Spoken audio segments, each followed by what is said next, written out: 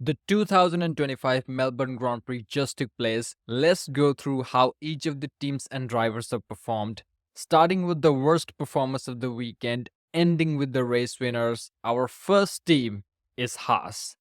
One of the interesting things, not interesting things, one of the obvious things to note about these guys is that they have the worst car on the grid.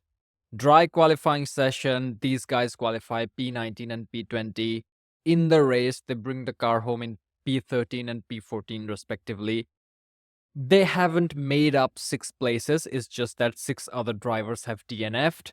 So I don't think they will be competitive for the foreseeable future, but these guys are Haas and they have been known for doing more with less. So I guess there are going to be a few magical weekends across the 2025 season, but we will see how that pans out. This is actually great news for Oliver Bearman because it takes away the pressure of performance. All you have to do every weekend is just go through the weekend the best way possible. Every session, including races and sprints and qualifyings and whatever, is just a practice session. There is only so much you can improve by tweaking around the setup of the car. I know that the right setup can make a huge difference, but not really that much of a difference when you're literally at the back of the grid. And this is also a great news for me because I hate Esteban Ocon and I don't really want him to have a good time in Formula One because he's the worst teammate that anyone can has. We move on. Up next, we have the Racing Bulls. So first, we will talk about Isaac Hajar a little bit. First of all, great qualifying. P11, it was dry and the car was quick and he could have gotten into Q3 in my opinion, but P11, not too shabby. Nothing much to say about his race because he didn't even participate in the race. He was out in the formation lap. Reminded me of Lance Stroll in the 2024 Brazilian Grand Prix.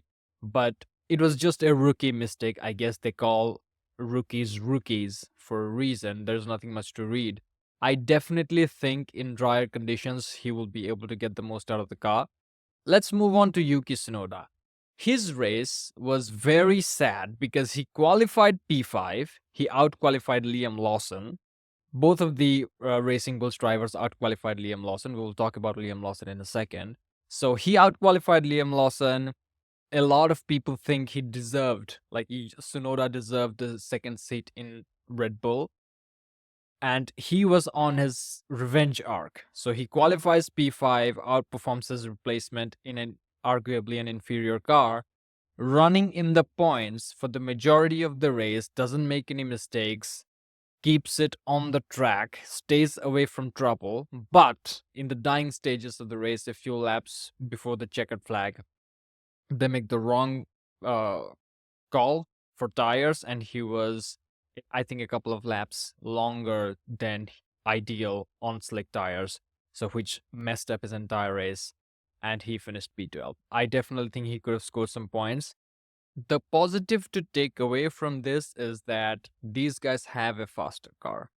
In the upcoming races, if these guys continue with their qualifying form and their race pace, and obviously the strategy has to work out in their favor, which I don't think they're going to screw up so much because they are not Ferrari. We'll talk about their strategy in a while. I think this is going to be a great year for Yuki Tsunoda and Isaac Hajar.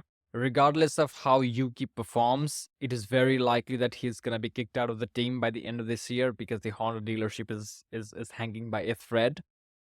Regardless, he can definitely end his stint in Formula One at a high. We move on. Alpine, they have a shit car. That's the biggest takeaway for Alpine after the season opener in the 2025 season. So, for the majority of the race, I think Pierre Gasly was running in the points, but towards the dying stages, it was very difficult for him to keep it on the track because of the dynamic weather conditions. And also, he just didn't have the pace to defend. And I think if it was a dry race, they would be way outside of the points and they wouldn't even have a chance. With so many people DNFing, with arguably faster cars DNFing, I'm talking about Isaac Hajar, for instance, and Fernando Alonso, for instance. With these type of guys DNFing, these guys still couldn't manage to finish in the points. And by these guys, I mean Pierre Gasly. Jack Doohan is a rookie. Not much to say about Jack's race. There's nothing much to say really. judging by the way Alpine functions and the fact that this is the last year with Renault engines, I don't think they're going to improve their car by much throughout this season. So I guess they will be struggling to score points unless there are magical moments, magical weekends like last year in Brazil or the Australian Grand Prix of this very season, in which, unfortunately they couldn't capitalize on it. But if there are some weekends like this, only Alpine or Pierre Gasly can score points in that situations. Otherwise, in dry races, they don't have the race pace.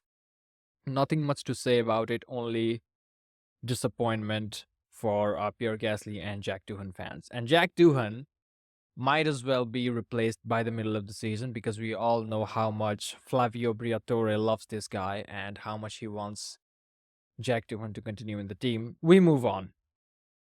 Ugh. This is the most disappointing Ferrari race of the 2025 season so far, and we are on race 1. That says a lot about what this year has to offer for Ferrari fans like myself. And also, as a deeply closeted Lewis Hamilton fan, this was the worst fucking weekend ever this year so far yet. It's crazy that things can even go worse from here. So basically, their car is not as good as we have been led to believe, which is fine. They earlier we have started the season worse and we have continually improved the car through the season. But it's not the car's rate of development or the car's current pace that concerns me. It's the complacency and the incapability to execute good strategies. The entire radio messages between Charles and his race engineer, and then the dumb fucking idiot Ricardo Adami and Lewis Hamilton, is just hilarious and painfully sad. So there was a moment in which both of the Ferraris could have finished on the podium or at least in the top 5.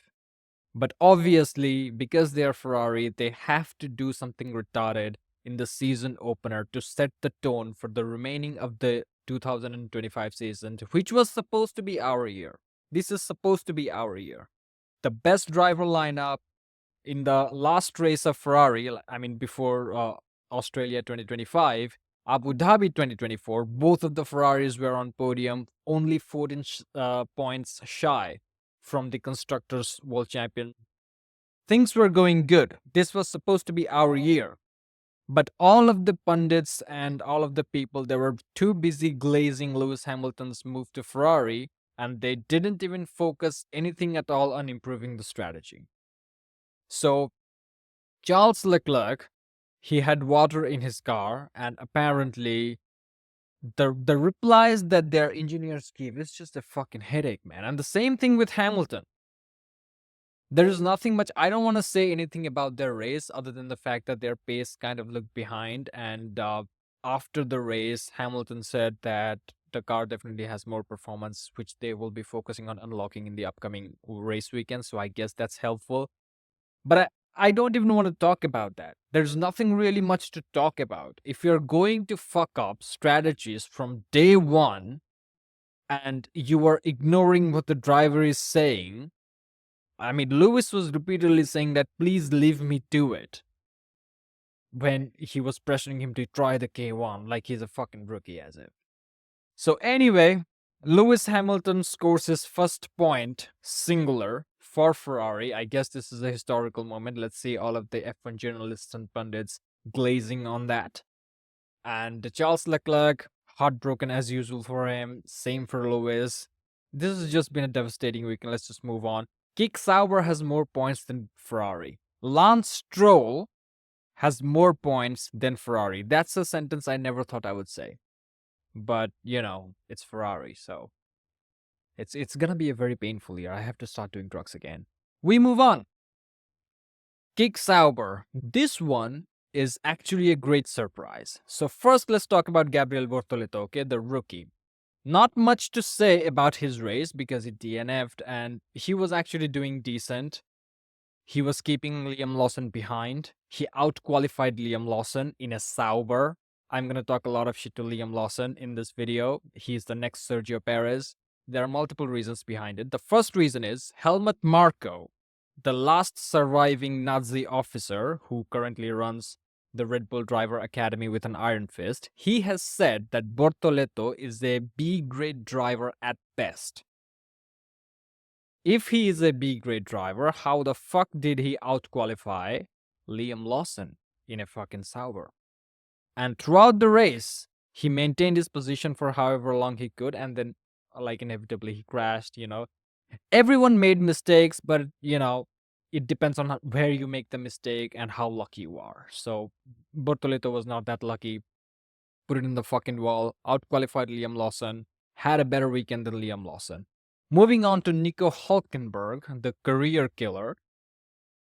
He scored more points for Sauber than Sauber scored in the entire 2024 season.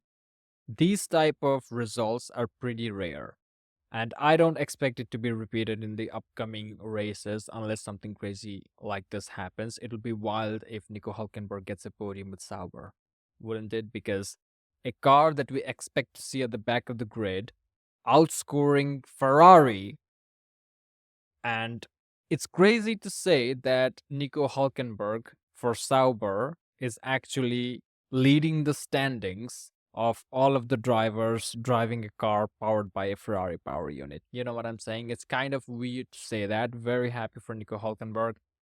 He didn't qualify that well, but it seems that the car is not as shit as we assumed it to be, especially in qualifying. They can make it to Q2, is what I'm saying. They'll probably be P14 and P15, even if they do make it to Q2. But it seems that the car is not as shit as the Haas is at the moment. We will see through the season how they continue to improve it, but I guess time will tell. We move on. Aston Martin. First of all, credit where it's due. Lance Stroll drove a great race. Every Formula One fan in the world was talking shit to Lance after the 2024 Brazilian Grand Prix, including myself. And now he has silenced all of his haters. Yes, this is probably one of the results that Stroll will have as the highlight of his career. I am pretty sure from Shanghai it'll be shit, but at least for the time being, he feels like he's the man of the world. Qualified P13, which I think is almost representative of the car's performance considering Fernando qualified P12, and in the race, he actually stayed out of trouble. He executed the pit stop strategies as planned, and he did bring the car home in a very respectful P6 position. Everyone was making mistakes, including Max Verstappen. When Verstappen makes mistakes on track, you have to understand the conditions are tricky. On the flip side, Fernando Alonso was actually driving a great race. I think he could have also brought the car home in some decent points. But unfortunately, I think in turn 6, there was a lot of gravel around the curb. So, when he just took the corner, his car got out of control. There's nothing you could do. It's like driving over a pile of marbles. There's like your tires and the road. There's a layer of gravel which work like marbles. So it's absolutely unsurprising that he lost it and ended up in the wall. Unfortunate for Fernando Alonso, but I'm pretty sure from the upcoming weekend onwards, he's going to pick it up and Lance Stroll will go to his natural state. That's the unfortunate truth. We move on. Williams. So first, let's talk about the qualifying pace of the car. Both of the drivers made it into Q3. Carlos Sainz made some mistake in his Q3 runs, so that's why he was P10. Not conclusive, not true representative of his performance and his ability. But Alex Albon, he had a cracking weekend. So qualifies P6 in the dry, outqualifies both of the Ferraris and also Liam Lawson. Then finishes the race in a respectful P5.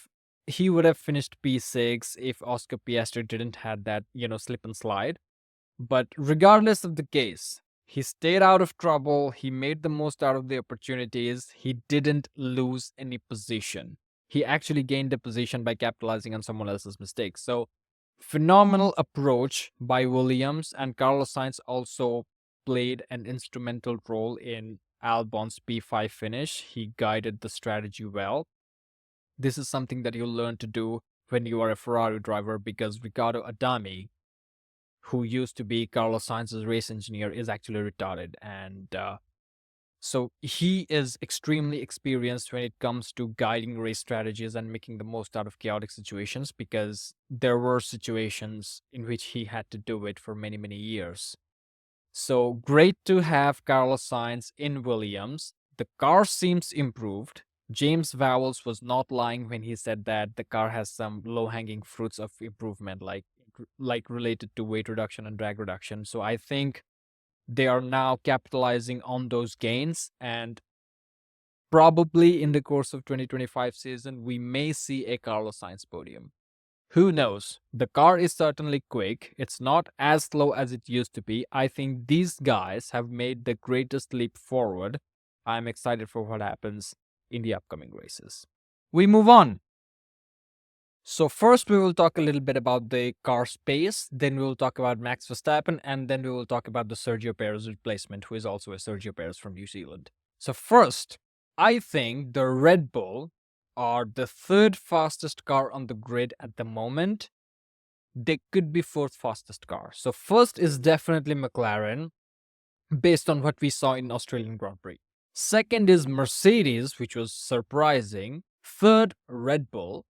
And if Ferrari get their shit together, and if Lewis Hamilton stops behaving like a rookie, and Riccardo Adami, his race engineer, and Ferrari pitwall in general, stop being so stupid, I think they can bump Red Bull down to the fourth fastest slot in the constructor standing. So it's not that these guys have a particularly faster car, and this is something that we suspected.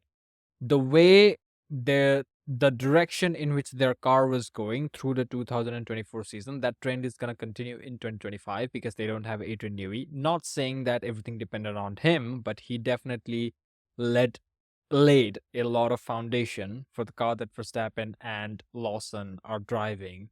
So I am pretty sure if he was here, he would have taken the car in the right direction, developmentally speaking.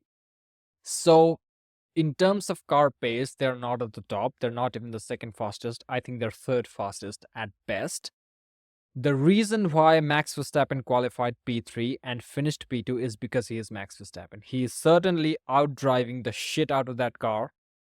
And what a fucking phenomenal race. When I saw the weather predictions that this was going to be a weight race, and aware of Lando Norris's troubled race starts, I completely thought that this was going to be a Max Verstappen win. This is going to be a wet weather masterclass, and I thought it would be. Towards the end of the race, like the last 2 to 3 laps where he was chasing Lando crazy, I genuinely thought he will find some spot to make a great overtake. It would have been a great moment for all of the Formula One viewers, but unfortunately that didn't happen, and big shout out to Lando Norris for driving the way he did. That doesn't take anything away from Max Verstappen. He stayed within a second of McLaren's, which were rocket ships. Initially, he was close. He made that great overtake on Piastri around the outside. I think it was turn 3.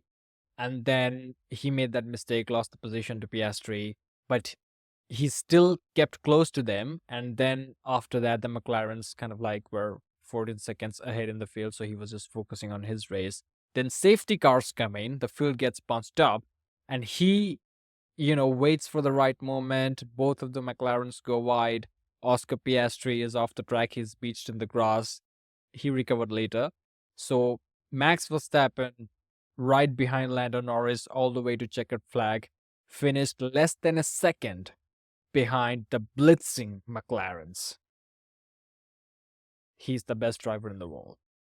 But moving on to the other side of garage for Liam Lawson, the story is completely different. So he exits Q1. Both of the runs in Q1 was horrible. And his race performance was absolutely disgusting as well. Right after the qualifying, a lot of people are talking shit about Liam Lawson, deservedly, on various social media platforms. And all of the dumb motherfuckers were commenting underneath it and justifying that, oh, it's his first qualifying session. Let's just wait until the main race. Let's judge the guy after the weekend has passed. Well, The race is over now, and he was stuck behind Saubers for the majority of the race. He was not even tearing through the field. When you start like P18, you so behind the grid, the cars around you are Haas and Saubers, and you fail to make any kind of real progress, and then you crash out like a fucking rookie, you don't deserve to be in Red Bull. And by the way, I'm gonna make a complete video on why Liam Lawson will become the next Sergio Perez and why his nightmare has only begun and it's only going to get worse with each passing Grand Prix. So get subscribed if you want to see that.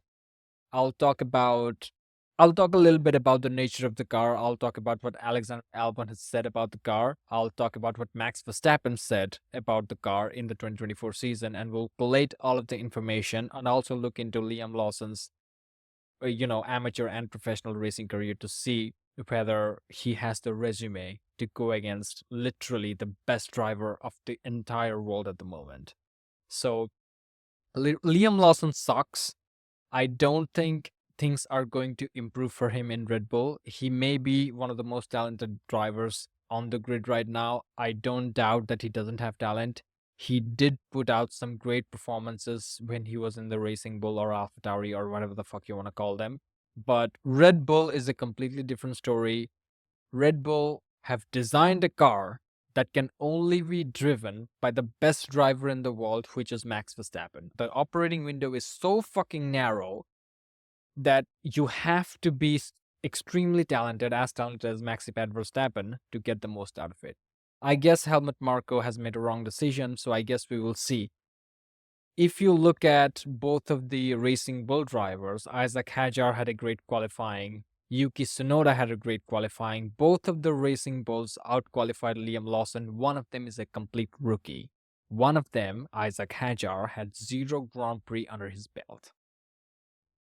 So, with two great options, and Yuki Tsunoda did perform phenomenally well in Australia, so we will see who Red Bull decides to replace Liam Lawson with mid-season. If I were to guess, I think it'll be Franco Colapinto to keep things interesting and spicy. But I don't know. By the time we go to Bahrain, if Liam Lawson doesn't get his shit together, they'll probably take him to the back of the garage, put a bullet in his head, and bury him in the desert. We move on.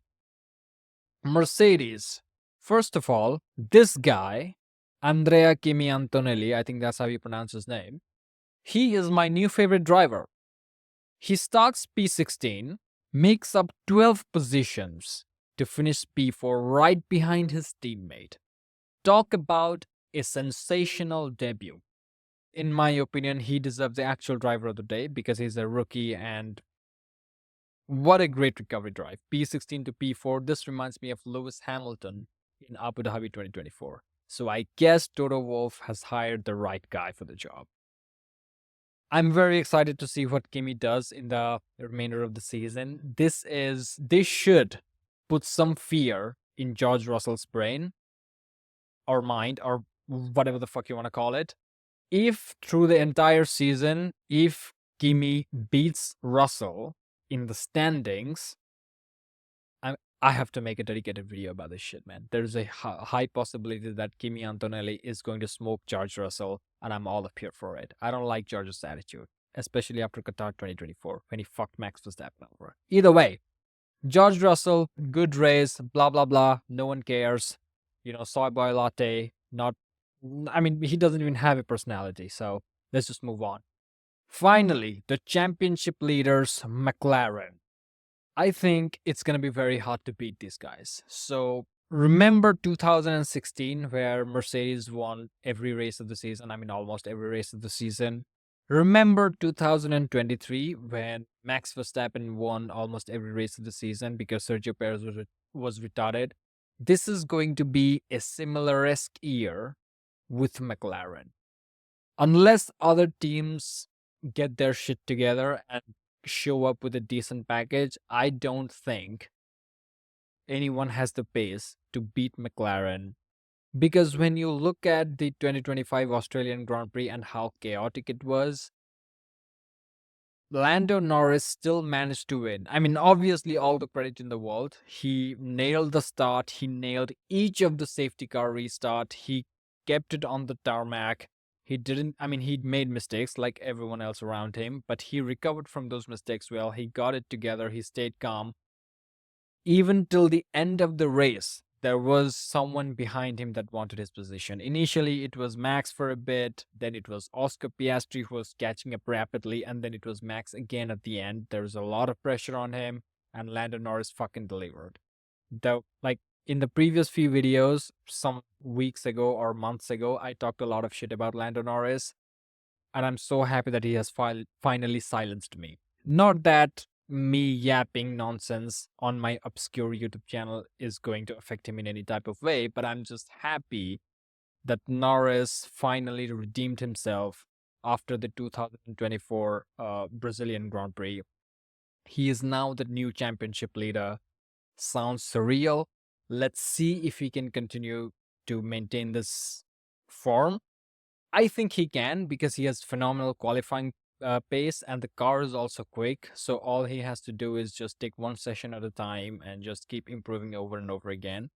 Max Verstappen himself said in the 2024 season that Lando is definitely capable of winning races and championships. Championships, plural. So I guess we will see. The only person who could challenge him is Oscar Piastri, and I think we would see a nice duel in the Albert Park circuit, but unfortunately, both of the McLarens went out, and Oscar Piastri had a, I mean, he beached it on the grass, and then he had to reverse the car. I'm happy that he got going, and I'm even happier that he finished with a couple of points. If it weren't for Oscar Piastri's sensational last lap overtake on Lewis Hamilton, these guys wouldn't be leading the Constructors' Championship. So big shout out to Oscar Piastri after having, that heart and mouth moment, if I may say so. But I think in the remainder of this season, these guys will be very tough to beat. They have a great package, and both of their drivers look dialed in. They had the front row lockout, they protected the 1-2 going into the first corner, and I mean, it was basically a two-horse race at one point. If it weren't for like a greasy, wet track with tricky conditions, with rain and dry and rain again, and that type of conditions, I think we would have seen a McLaren 1-2. I think that has set the tone of the remainder of the season, and I wouldn't be surprised if Piastri or Orlando wins in Shanghai and they continue with that form. I don't think Red Bull will be able to develop the car so much, but I'm pretty sure Max Verstappen will steal a few wins from these guys. So your next hope is Ferrari or Mercedes. I'm a little bit hopeful about Mercedes, especially Kimi Antonelli, but I'm not a lot of hopeful about Ferrari. Not a lot of hopeful. I'm not hopeful at all for Ferrari, considering how they have executed their Australian GP weekend. The car definitely has for performance. I'm speaking of Ferrari, but at this point in the season, they're no match for the favorites, McLaren, and I'm pretty sure they're going to win the constructors' title this season once again. It'll be wild to see if either of these two drivers win the world title because they're young, they're hungry, and I'm pretty sure they will give us great entertainment. Thank you for watching, like and subscribe, and I'll see you in the next one.